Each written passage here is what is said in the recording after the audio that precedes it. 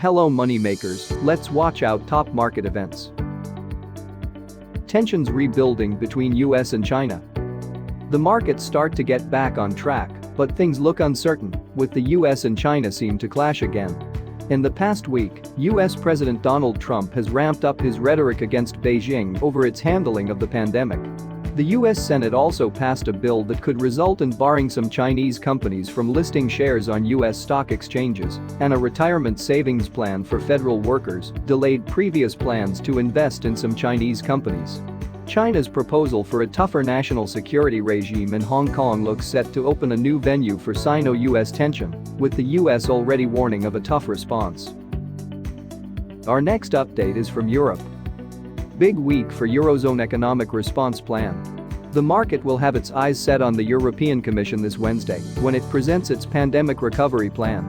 Other events to watch this week include German Ifo data on Monday, which is expected to show that German companies remain pessimistic, and subdued inflation numbers for May.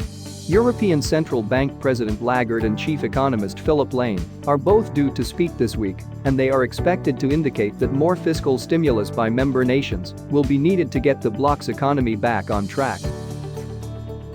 And our last update, New York Stock Exchange floor reopening, Beige book Fedspeak and data deluge in US. The New York Stock Exchange trading floor is set to reopen partially after the Memorial Day holiday on Tuesday, over 2 months after it shut down due to the coronavirus. The US market is set for a busy week. Thursday's weekly jobless claims report continues to be the highlight and will indicate whether there is any let-up in layoffs as states continue efforts to reopen their economies. Fed Chair Powell will appear in a webcast discussion on Friday to discuss the state of the economy and the central bank's efforts to stabilize it. The Fed publishes its Beige book on Wednesday, and revised figures on US first quarter growth will show if the economy suffered a bigger hit than initially reported. There will also be reports on consumer sentiment, durable goods and personal spending. Thank you for watching. Subscribe for regular updates, only at Capital Street FX.